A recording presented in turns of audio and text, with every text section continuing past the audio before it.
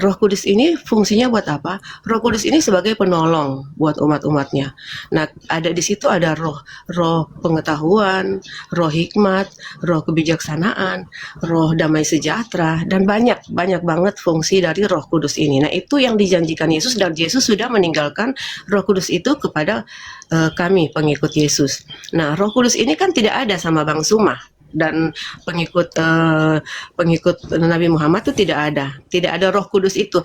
Jadi menurut saya begini, kalian mau baca Alkitab dari A sampai Z, mau jungkir balik juga mau baca Alkitab, kalian tidak akan mendapatkan pengetahuan seperti kehendak Yesus, kehendak Allah. Apa maunya Allah di dalam Alkitab itu, kalian tidak akan mendapatkan itu karena kalian tidak ada Roh Kudus yang dari Yesus untuk mengetahui kebenaran, mana yang salah, mana yang benar. Karena kalian kan membuka Alkitab, membaca Alkitab itu hanya mencari kesalahan Alkitab, bukan untuk kebenaran akan Allah. Nah, kalau kita kan beda. Kita ini membaca Alkitab, kita mendapat hikmat dari Roh Kudus itu, dan kita tahu mana membedakan mana yang benar, mana yang tidak benar. Nah, kalau misalnya Bang Suma atau yang lain-lain, kalian membaca Alkitab itu hanya untuk mencari-cari kesalahan, apalagi ya, apalagi kalian juga tidak ada Roh Kudus yang Yesus tinggalkan. Dan jadi makanya memang pengetahuan kita memang beda. Jadi kita memang tidak akan pernah ketemu. Mau sampai kapanpun kita mau ngobrol, kita mau berdebat soal Alkitab ini dari orang Kristen dan Islam, kita tidak akan ada tidak akan pernah akan dapat titik temunya. Jadi ini kita hanya orang-orang yang seiman, yang sehati, yang membaca Alkitab itu, kita diberikan hikmat dan kita memahami apa maksud Allah dengan apa yang kita baca itu. Seperti itu, Bang Su. Oke, baik Bu. Ada hal menarik. Saya melihat kalau iblis itu punya tabiat selalu mengklaim sesuatu yang bukan haknya. Ketika Ibu berbicara mengenai Roh Kudus, saya ini 18 tahun mengkaji Bible, dan saya tidak pernah menemukan ada kata Roh Kudus di dalam original teks Bible, kecuali di kitabnya orang Yahudi, Ruach HaKodes. Ruach HaKodes itu pun berbicara mengenai malaikat. Kalau di Kristen itu, sabar Bu, di Kristen itu bahasa Yunaninya pneumahotheos, bukan Roh Kudus. Roh Kudus itu bahasa Al-Quran. Qul nazzalahu ruhul kudus min rabbika bil haqq. Itu hanya ada di Al-Quran kata Roh Kudus itu. Ketika Belanda datang menjajah di Nusantara ini, memboncengi misionaris untuk mengkristenkan orang Nusantara, mereka membuat lembaga di Batavia saat itu, lalu kemudian menerjemahkan kitab Belanda ini masuk ke bahasa Melayu. Disitulah pertama kali kata Roh Kudus dirampok dari Al-Quran. Lalu kemudian orang Kristen ini selalu mengatakan mereka memiliki Roh Kudus. Justru saya berani mengatakan Roh Kudus yang dikatakan oleh orang Kristen itulah penyesat yang datang mengatasnamakan Yesus. Kenapa? Jangan pakai Quran, terlalu berat. Pakai Bible aja. Di dalam ciri-ciri Roh Kudus yang datang kemudian menurut Yesus di dalam Yohanes 16 nomor 7 sampai nomor 15, Yesus mengatakan, sebelumnya di data nomor 14-nya nomor 16, aku akan minta kepada Bapa agar Bapa mengutus seorang penolong lain, seorang penghibur lain. Nah, lalu kemudian data nomor 16-nya, apabila penolong itu, roh kebenaran itu datang, maka dia akan memuliakan aku. Dari sini kita bisa melihat siapa yang mengatakan Yesus itu mati terkutuk di atas tiang salib? Kristen. Siapa yang mengatakan Yesus atau di dalam iman kami nabi yang datang di tengah Bani Israel dengan nama Iso, dalam bahasa Aramnya disebut Iso, bahasa Ibrani Yosua, dalam bahasa Arab Isa, yang kemudian disucikan oleh Allah langsung diangkat ke langit tanpa kemudian mengalami penghinaan. Itu hanya Islam. Roh kebenaran akan datang dan akan memuliakan aku. Islam datang memuliakan Nabi yang datang di tengah Bani Israel. Tidak ditampar, tidak dibunuh, tidak ditelanjangin, tidak ditombak, tidak ditonjok, tidak diseret, tidak dikutuk, tidak dipermalukan di hadapan manusia. Tapi kalau di Kristen, roh Kristen itu diajarkan untuk mengimani Yesus itu mati dengan jalan kutuk.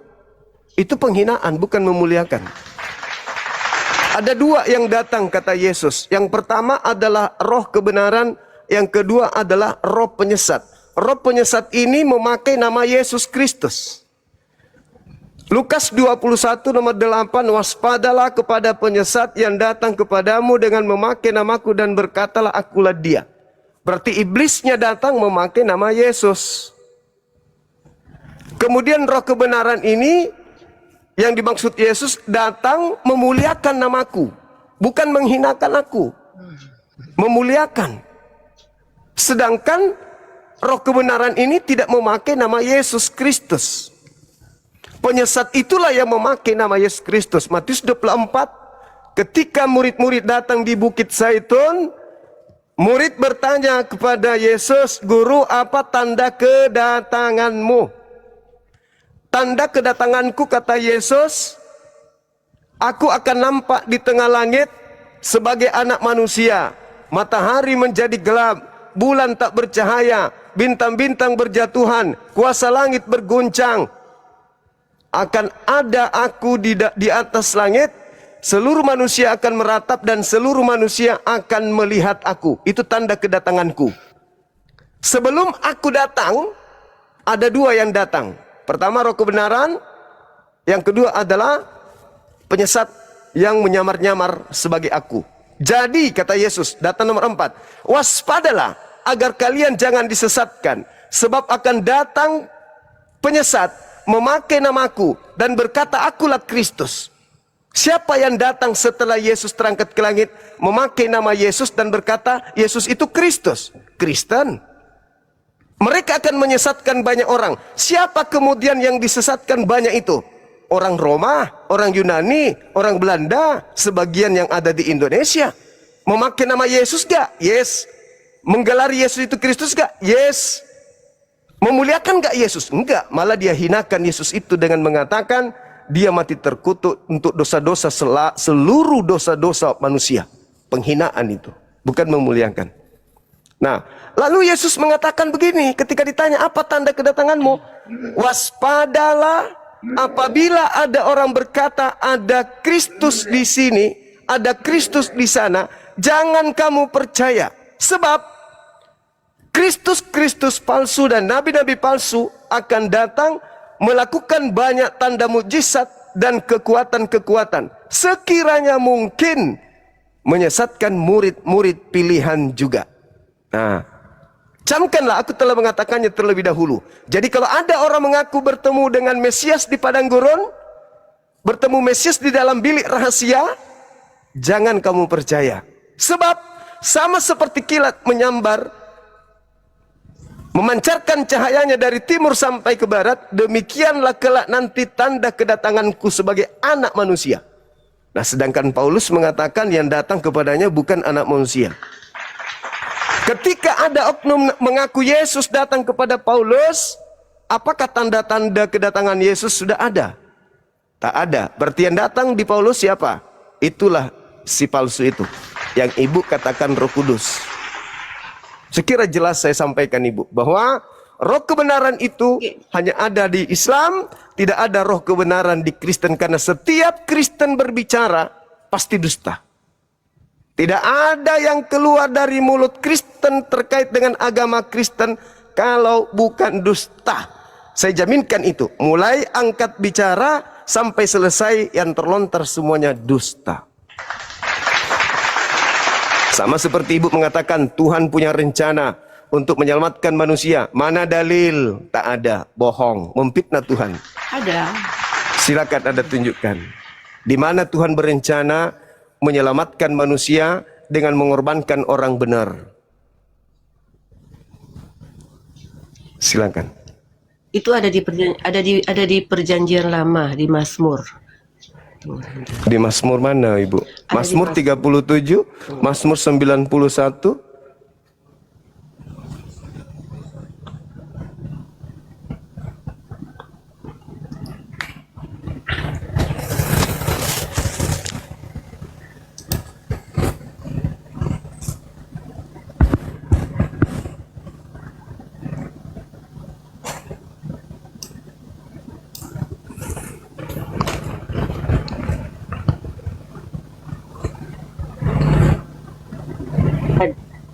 Silakan.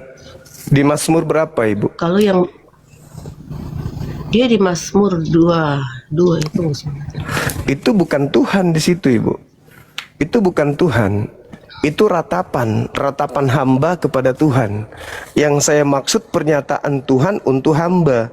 Kalau Mazmur 22 itu ratapan manusia kepada Tuhan.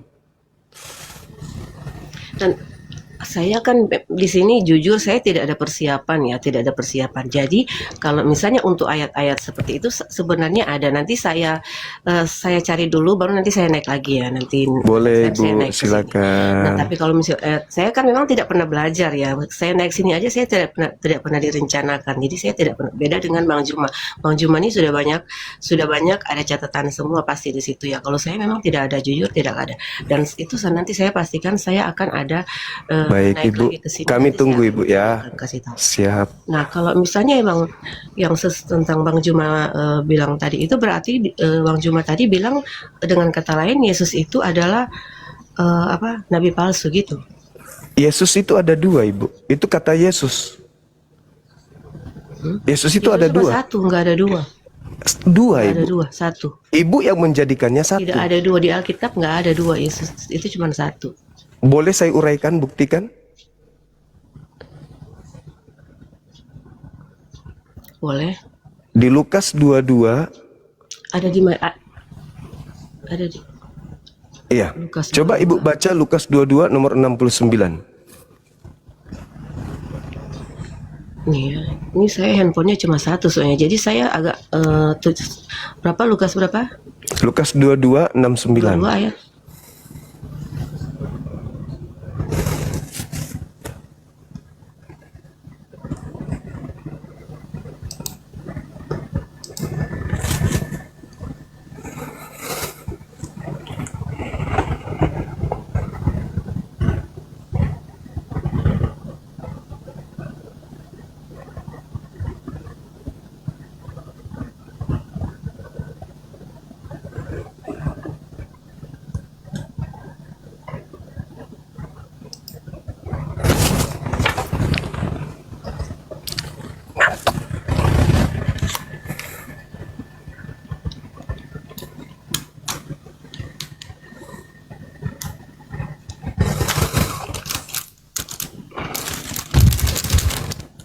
Itu yang tentang anak manusia sudah duduk di sebelah kanan Allah Bapa.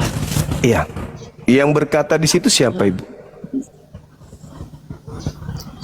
Yang berkata di situ adalah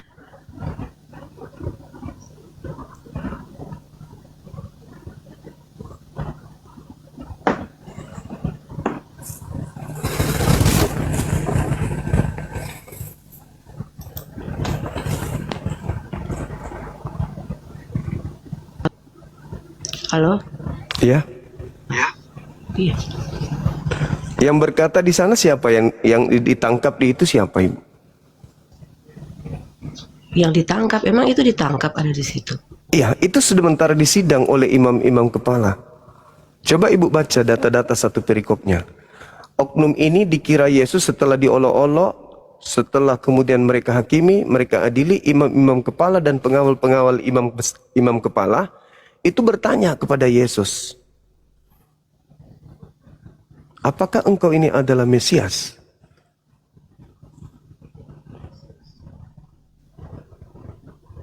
Iya, memang dia Mesias, memang dia anak Allah yang di situ itu dia yang lagi ditanyakan Iya. oleh orang-orang yang mengadili dia di situ.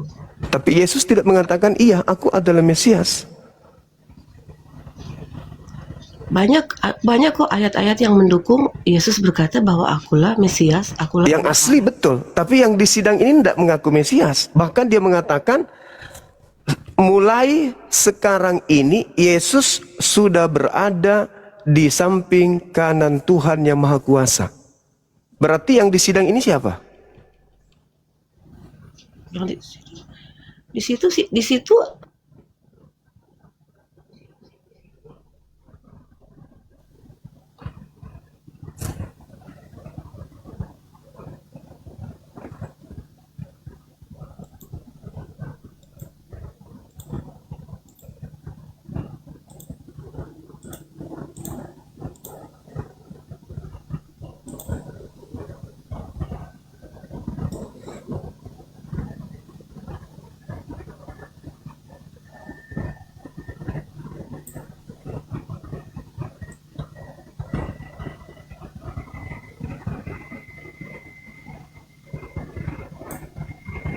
oh ini bukan seperti itu ceritanya. Karena kalau menurut kalau menurut yang benar, Alkitab yang benar, bahwa Yesus itu naik ke surga, duduk di sebelah kanan Allah Bapa. Di saat dia setelah mati, bangkit dan naik ke surga, dia duduk di sebelah kanan Allah Bapa. Tapi pengakuan yang tadi ini, pengakuan Bapak yang sedang di sidang tadi ini,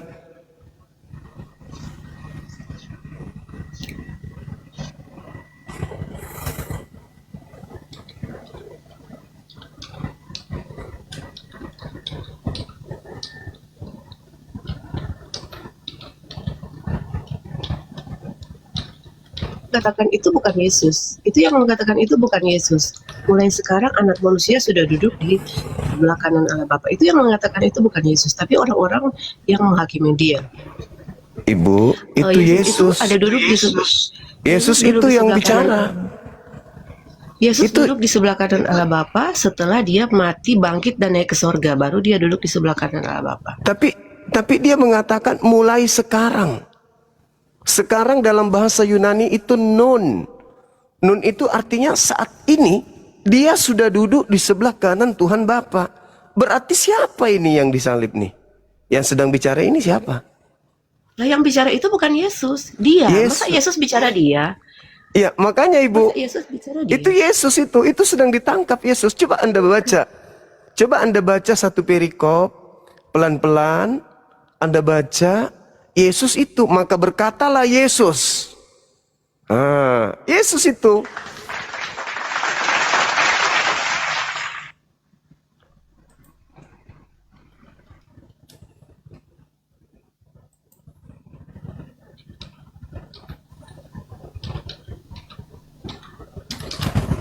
Oke.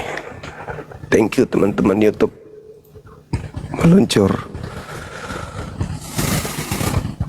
Yesus kan, Bu? Saya nggak itu ya, nggak baca satu peri. Setelah dia diolok-olok, ayat-ayat terakhirnya aja. setelah diolok-olok, setelah dia kemudian digiring ke imam-imam, ke mahkamah, dia ditanya, apakah engkau anak Tuhan Mesias? Kamu yang telah mengatakannya, apa gunanya aku bertanya? Kalau aku bertanya, engkau tidak akan menjawabnya. Dan kalau aku pun menjawabnya, engkau tidak akan mendengarnya. Maka kata Yesus, mulai sekarang Yesus sudah duduk di samping Tuhan yang Maha Kuasa. Maka mereka berkata, apalagi gunanya kita menunggu kesaksian? Bukankah dia telah menyatakan itu sendiri? Maka mereka pun mengeksekusi orang tersebut. Ya kalau misalnya memang dia Yesus ini kan anak Allah kan, karena memang dia selalu ada bersama dengan Allahnya sendiri, makanya dia tidak pernah tidak pernah gentar dengan apapun orang-orang yang ada di situ. Itu memang sudah menjadi dia juga sebagai Allah, dia sebagai Tuhan, dia sudah tahu apa yang akan terjadi kok di situ. Dia sudah tahu bahwa dia juga akan dieksekusi di situ. Iya, maksudnya kan Ibu tadi bertanya, mana buktinya Yesus itu dua? Yang kedua, kalau Yesus itu ada dua, Yesus seumur-umur itu taat kepada perintah Tuhannya. Di dalam Yohanes 8 nomor 29, dunia, Yohanes 14 nomor 31, dunia harus tahu bahwa aku senantiasa mengasihi Bapa, sebab aku senantiasa Bapa berkenan kepada aku, sebab aku senantiasa melakukan seluruh apa yang diperintahkan kepada aku. Iya, memang. Iya, di dalam Imamat 19 nomor 28, orang-orang Yahudi itu dilarang bertato, nggak boleh bertato. Sedangkan di dalam Wahyu 19 nomor 16 ada sosok yang menampakkan diri kepada penulis kitab Wahyu di Pulau Patmos. Di pahanya ada tato bertulis Raja di atas segala raja, Tuhan di atas segala Tuhan. Yesus tidak pernah bertato. Lalu yang muncul di Pulau Patmos ini siapa mengaku Yesus? Akulah Yesus, tunas Daud, bintang timur, gilang gemilang. Sedangkan di dalam Yesaya 14 nomor 12 sampai nomor 14, iblis itu bergelar bintang timur, Lucifer. Yang datang di Pulau Patmos dia mengaku, akulah Yesus, tunas Daud, bintang timur, gilang gemilang. Nah, Yesus berkata, waspadalah kepada penyesat yang datang kepadamu memakai namaku dan berkata, akulah Kristus, dia akan menyesatkan banyak orang. Jangan kamu percaya. Jadi, memang ada Yesus satu lagi. Yang dituhankan oleh saudara Kristen itu, itulah Yesus itu lagi yang satu. Kalau Yesus yang satu ini Nabi untuk Bani Israel. Gitu Ibu. Itu gitu ya. Kalau saya sih saya nggak pernah belajar Alkitab, apalagi sampai ke Wahyu itu saya nggak pernah belajar sampai ke sana ya. Beda mungkin dengan Bang Juma tuh sudah banyak sekali belajar. Kalau kita kan memang belajar tuh kalau saya ya sebagai pengikut Kristus, saya memang kebanyakan belajar bagaimana caranya saya menjadi pengikut Kristus yang benar. Itu aja yang banyak saya belajar. Tetapi kalau untuk cerita-cerita seperti itu jujur aja ya, saya memang nggak banyak belajar tentang itu ya.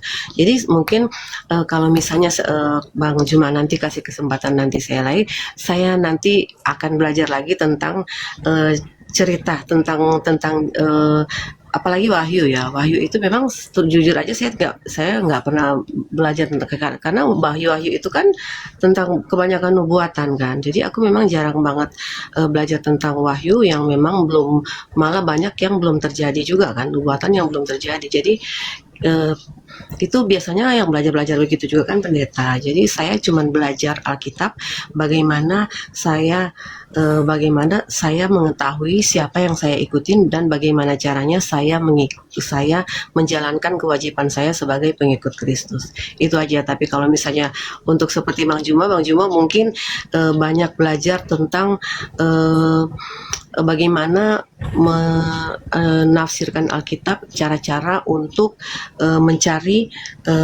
kelemahan-kelemahan di Alkitab itu sendiri. Nah, kalau kita kan memang tidak pernah belajar soal itu ya. Jujur aja saya memang tidak pernah belajar. Jadi kalau misalnya nanti mungkin kita dapat kesempatan lagi, saya nanti akan belajar lagi Bang Juma. Tapi baik saya yakin Ibu, banget dengan Yesus itu tidak ada dua. Yesus itu. Silakan Ibu, silakan. Oke Bang Juma, ini sudah mau jam 1.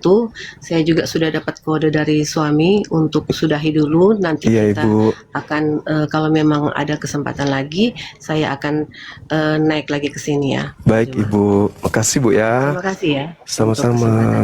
Sama-sama makasih, Ibu. Bang Juma. Makasih Bu. Malam.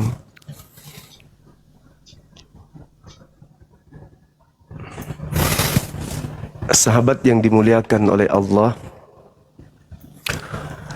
kalimat yang paling tepat dilontarkan oleh saudara Kristen ketika mereka kemudian melihat keadaan bahwa umat Islam itu lebih memahami Bible daripada mereka, maka kalimat yang tadi, kalian mempelajari Bible mencari kesalahan. Padahal yang kita uraikan adalah sebuah kebenaran. Ketidakberdayaan saudara Kristen untuk memahami isi kitabnya sendiri menjadikan kita menjadi salah. Padahal kita belajar Bible itu karena perintah Quran. Ud'u ila sabili rabbika bil hikmah. Serulah manusia kepada jalan Tuhanmu dengan jalan hikmah dan pengajaran yang baik. Fajadilhum wajadilhum billati hiya ahsan, dan berdebatlah dengan manusia dengan cara yang baik. Bagaimana kita mau berdebat dengan baik kalau kita berbicara sebuah hukum, berbicara tentang isi buku ini tanpa kita tahu isinya? Yang kedua, tadi ibu itu mengatakan bahwa tidak akan mengerti Bang Suma karena Bang Suma tidak punya Roh Kudus. Tahu nggak konsekuensi Roh Kudus itu? Al-Quran ketika berbicara mengenai Roh Kudus, tugas daripada Roh Kudus ini adalah membimbing manusia untuk mengetahui aspek-aspek kebenaran. Wa kadzalika auhayna ilaika ruhan min amrina ma kunta tadri mal kitab walal iman walakin ja'alna nuran nahdi bi man nasha min ibadina wa innaka latahdi ila siratim mustaqim. Roh Kudus itu tugasnya adalah membimbing segala kebenaran. Umat Islam kenapa memiliki Roh Kudus? Roh Kudus itu menurut Yesus mengajarkan segala hukum-hukum, mengajarkan segala keadilan dan pengisapan dunia akan dosa. Ketika umat Islam berbicara mengenai hukum waris, ada di sini. Hukum tata negara ada di sini. Hukum nikah ada di sini. Hukum politik ada di sini, hukum ekonomi ada di sini. Lengkap. Dia akan mengajarkan segala hukum di sini. Jadi orang yang memiliki Roh Kudus adalah orang yang memiliki ini.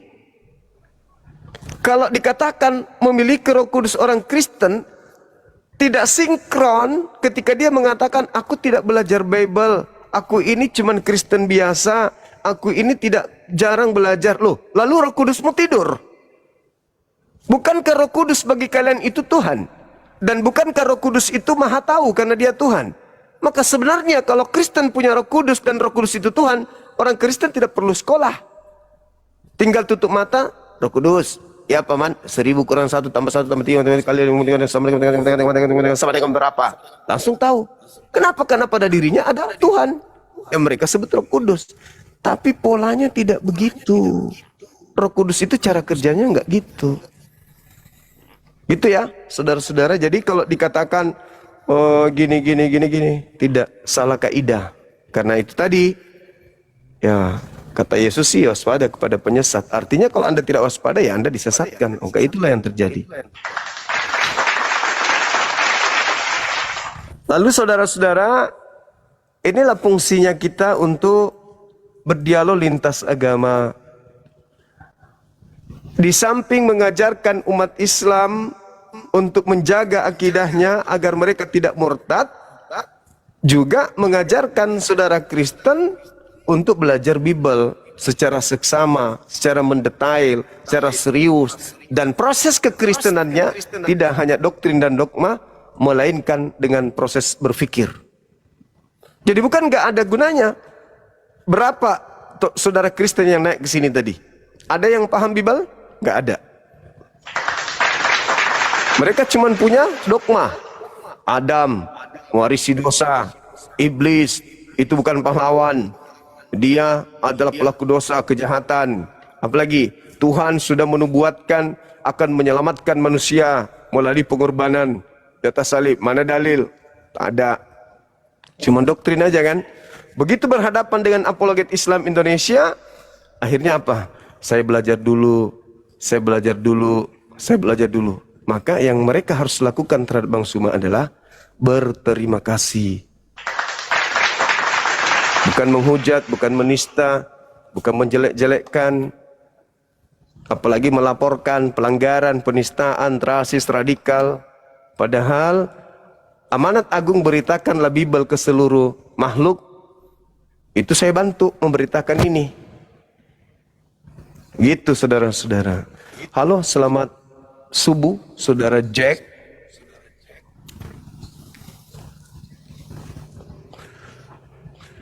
Silakan buka kameranya. Dari sekte mana, bos? Adakah onde-onde dari ubi kayu?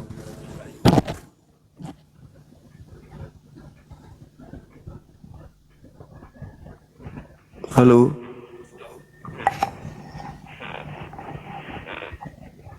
Halo.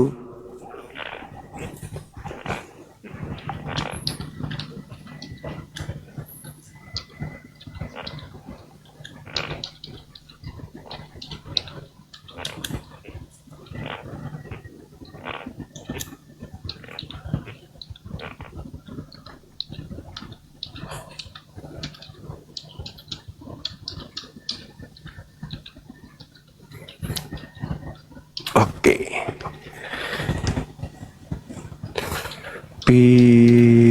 Viralkan. Si meluncur. Halo saudara Jack.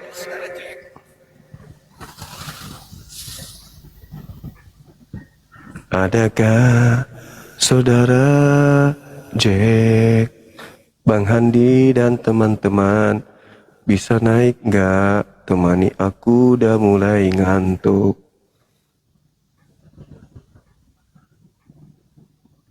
Saudara Kristen silakan yang mau berdiskusi masih tema ini. Waktu dan tempat disilahkan. Masih Bang Indra. Bang Indra, bisulan bibirnya, susah ngomong, tapi minta naik bedengnya.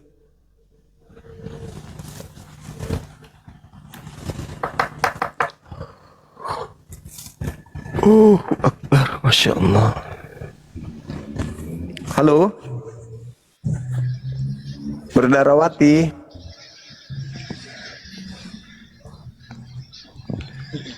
Berdarawati. Halo, halo. Ya, halo.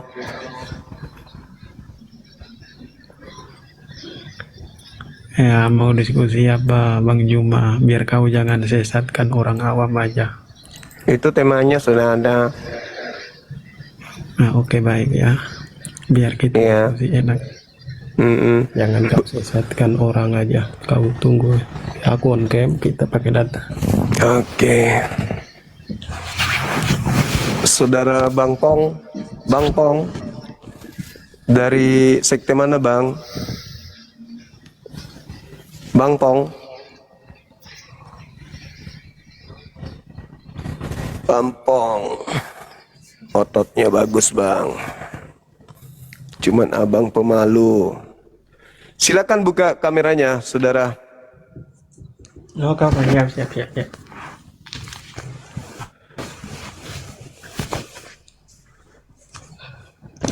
Lampunya mati juga di sini. Pakai lilin. Nggak usah nama. Ya, udah nyalain lampunya lah. Ini aku di kebun, Bang.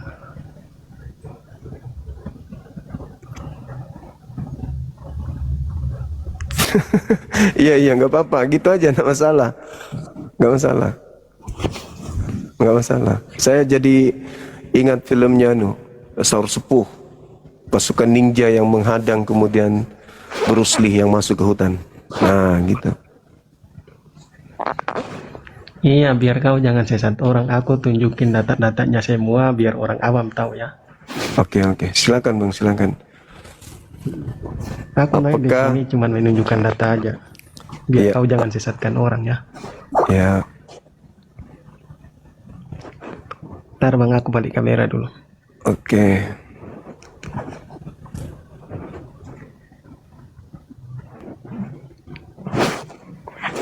buka HP yang satu dulu ya. Iya.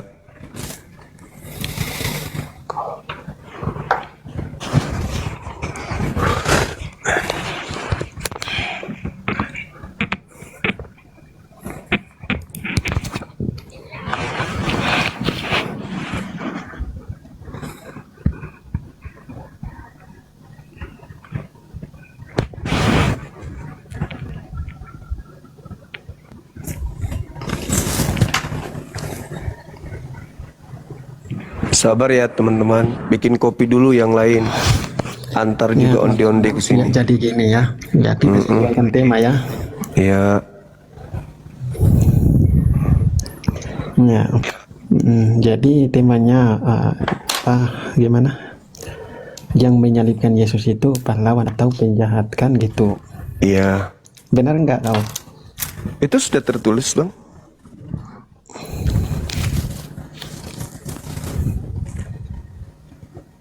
Ntar bang. Jaringan saya bang. Jaringan saya. Iya, dibaca aja data apa itu yang Anda ingin tunjukkan. Iya, baca aja.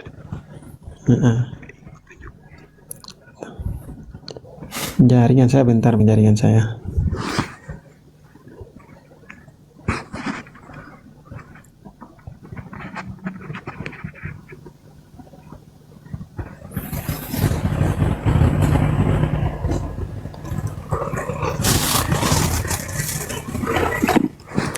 Ya, oke bang ya.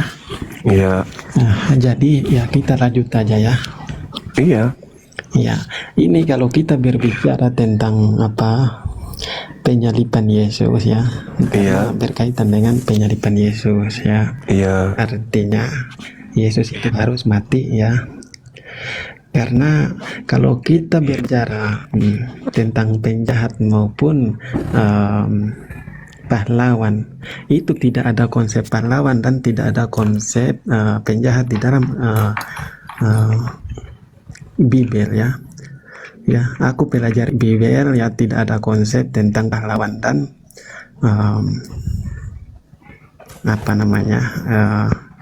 penjahat. Ya, kemudian kalau kita berbicara tentang penyaliban itu adalah nubuatan ya. Nanti aku bertanya, karena Allah yang benar Yahweh itu dia berkehendak untuk menyelamatkan umat itu, dia menjanjikan Mesias ya gitu. Jadi biar kita jangan menyesatkan orang ya, karena perjanjian lama itu adalah nubuatan ya. Perjanjian lama itu adalah nubuatan dan perjanjian baru itu penggenapan. Oke. Ini aku baca ya, hamba Tuhan yang menderita ya. Ini hamba Tuhan ini yang menderita ini siapa? Yesus ya. Yesus itu diutusan ya. Yesus itu diutus oleh Allah Yahweh yang para jaringan ini. Parah bang, parah jaringan saya.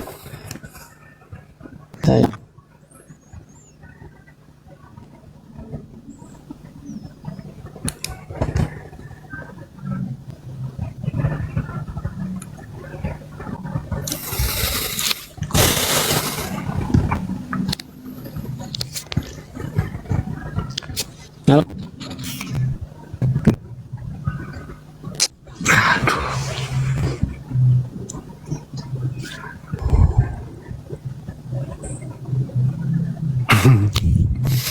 Ini betul, kita terasa diskusi dengan Halo alam bang, gaib. dengar bangga, dengar nggak bang suara saya? Iya. Dengar bang, jangan ketawa dulu bang, jangan ketawa bang, cuma jaringan saya, ya. Jangan ketawa bang, cuma jaringan saya, ya. Jangan ketawa. Ya ini bukan ninja, bukan sembarang ninja bang, ini Cari bukan kutu. ninja sembarangan bang. Ya. Apa omong? Ya oke, saya baca, kamu dengar ya. Iya, Martin. Ya, ya. Ini adalah kitab perjanjian lama, lama yang menubuatkan tentang Yesus itu harus menderita ya. Yesus itu Iya. harus menderita ya. Makanya kenapa harus menderita, kenapa harus dibunuh, kenapa ya harus dia disiksa ya. Aduh, Itu parah. karena udah dinubuatkan oleh Allah Yahweh benar. Ya, kau dengar ini ya, Yesaya 52, Yesaya 52, 13 ya. Ya, sesungguhnya hambaku, ini Allah ya, sesungguhnya hambaku akan berhasil, ia akan ditinggikan, disanjung dan dimuliakan ya. Kenapa dia berhasil? Dia berhasil mati, dia berhasil dibunuh, Dimuliakan, dia dimuliakan, bukan di sini. dihinakan. Itu sudah Kau tidak kena dengar itu Yesus ya. itu. Di situ Iya. dimuliakan. Iya, Yesus dengar. dihinakan, Dengar, tidak nyambung. Iya, Aduh. dengar dulu. Aku baca ya dulu ya, aku baca Yesus Yesaya. itu dihinakan, bukan Tetapi dimuliakan. sesungguhnya penderita lah, dengar ya. Sesungguhnya Apa orang ini? Bernapas saja susah kok ikut dulu ya. berdebat. Sesungguhnya, tetapi sesungguhnya penyakit kita lah yang ditanggungnya. Penyakit Dan apa pula? Kau kesengsaraan penyakit kita apa, yang Panu? dipukulnya, yang dipikulnya. Padahal ya. kita mengira dia Iya. tidak tulah, dia Iya. ditindas Allah. Iya. Ya, kau dengar sini bang ya. Iya. Dipukul dan ditindas Allah ya. Ini adalah Iya. kehendak Allah itu ya. Yang benar ya. Makanya dia harus disalib ya, gitu. Kau dengar lagi ya. Tetapi nggak Tuhan nyambung, berkehendak, tetapi yang Nggak nyambung, Bang, berkehendak, nggak kau dengar, nyambung. Yesaya 53:10 ya. Nggak Yesaya. nyambung. Nah, tapi Allah berkehendak mereka ya dengan kesakitan. Apabila ia menyerahkan dirinya sebagai korban penebusan, ia akan melihat keturunannya, umurnya akan lanjut dan kehendak Tuhan Yesus akan tidak punya terlaksana keturunan, olehnya. Bang. Udahlah. Jadi udah jelas ya. Jangan Yesus menyesatkan punya orang, keturunan udah jelas. gak? Allah itu Yesus punya keturunan. udah jelas Kak. Iya, Jadi jelas, jangan jelas menyesatkan Anda orang. aneh. Halo saudara Ade. Ade. Ade.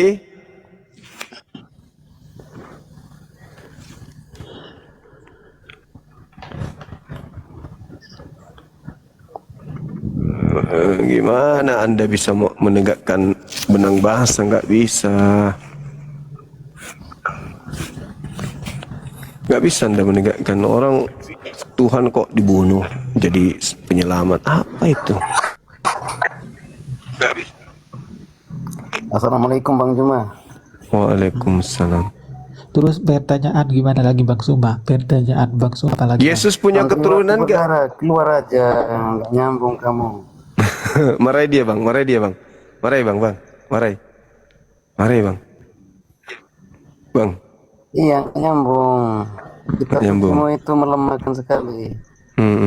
Udah Bang Juma, aku turun aja. Iya. Nggak nyambung itu. Sekalian Nggak tarik seru. dia turun bang, tarik bang. Udah turun aja.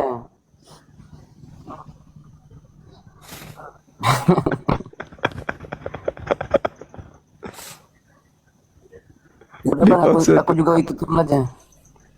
Iya. Assalamualaikum warahmatullahi wabarakatuh. Alhamdulillah ada Bang Handi di sini, masya Allah teman-teman sekalian. Waalaikumsalam warahmatullahi wabarakatuh. Iya, layani Ki dulu kalau tamu, maka dulu baca WA aku. Iya. Seru ini malam ini. Kasih kesimpulan dulu Bang Handi. Kesimpulan adalah bahwa mereka sebenarnya ini, terutama yang naik sini ya, beragama Kristen, tapi hanya imani saja. Dia tidak membaca Bible. Hanya difokuskan bahwa ada Yesus mati di tiang salib menebus dosa, juru selamat dan bangkit di hari ketiga. Dia tidak pernah diajarkan oleh pendetanya bahwa kenapa dia dibunuh. Boleh nggak, ada nggak perintah membunuh dia? Siapakah yang mempunyai andil penuh dalam pembunuhan itu? Itu nggak dibahas di gereja. Karena kalau itu dibuka, mereka akan terbuka berpikir. bahwa ternyata yang membunuh Yesus itu adalah kehendak orang jahat yang dipengaruhi oleh iblis. Dipakailah mereka untuk menebus dosa mereka sebagai jalan. Nah ini mestinya pendeta tolong kalau lagi memberitahu jemaatnya itu secara utuh.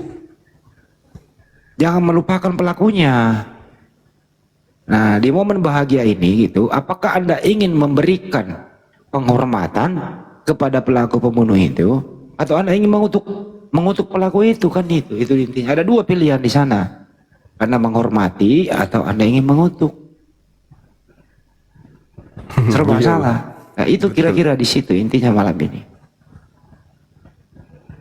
Jadi sekali lagi ya Pak Pendeta, kalau mendengarkan di luar sana, berilah edukasi secara utuh, jangan sepotong-sepotong. Mau enaknya saja anaknya orang dimatiin menebus dosa. Ya yang matiin kok dibahas juga dong. Pelakunya, perintahnya, latar belakangnya dan seterusnya itu kira-kira. Lagi-lagi dibahas kan kasihan dia, pelangak-pelokok semua. Gitu Benar kira-kira. Bang Hendi. Siap. Betul Bang Hendi. Jadi Intinya intinya si Akang mau naik. naik, ramaikan. Assalamualaikum warahmatullahi wabarakatuh. Waalaikumsalam warahmatullahi wabarakatuh. Setelah saya bertanya ke 10 debater Kristen Gurunda, ternyata yang membunuh Yesus di kayu salib itu ternyata pahlawan. Katanya kalau nggak ada pembunuh itu, ini rupanya ya, nggak ada eksekutor itu, mereka nggak punya Tuhan katanya. Nah, Tapi betul. mereka nggak mau tahu masalah itu. Mereka pengennya itu, tahunya itu kebangkitannya hebat, bisa bangkit sendiri. Gitu katanya Gurunda. Jadi pahlawan. Pahlawan, menurut mereka pahlawan. Kalau nggak ada mereka, mereka nggak punya Tuhan. Beuh, mantap. Berarti si Bilis Isis mempersembahkan Tuhan kepada mereka, gitu maksudnya. Betul. Oh, parah itu. Ini menurut mereka bukan asumsi ya, pakai data ini Gurunda soalnya. Ada datanya. Ini menurut mereka bukan asumsi. Assalamualaikum warahmatullahi wabarakatuh. Daeng ku Gurunda. Waalaikumsalam warahmatullahi Landi wabarakatuh. Daeng Akang. Lanjut. Nah ini kenapa kita pada naik teman-teman, Hancur karena Oten gara-gara Gurunda. kenapa kita pada naik karena kita memberikan waktu Pak Juma untuk minum, Ya, terus makan onde-onde. makan onde-onde, campur pajak guru ngelap lopo. Mereka pikir Bang Juma ini robot. Mereka pikir Bang Juma Tuhan. Tuhannya mereka aja bisa ngantuk, bisa lelah, ketiduran di perahu. Apalagi Bang Juma. Iya, Masya Allah. Kita masih sama-sama di sini kok. Saya masih di sini. Ya, tapi Saya nggak jadi turun. Karena kalau saya turun jadi- bukan. Jadi alhamdulillah selama ini teman-temannya bukan kami naik ke Banyuma itu nyari koin. Kami dibawa kok. Kami dibawa mantau dari awal sampai akhir. Dan kami tidak akan pernah ke koma lain cari koin, enggak. Nah itu ya, jadi terjawab sudah beberapa hari ini kami tetap ada di bawah tanpa koin.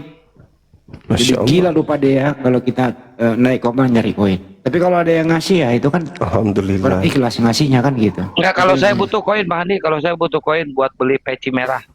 Peci saya hitam semua. Pengen beli peci warna merah Bang Andi. Canda. Kalau dalam pemikiran atau logisnya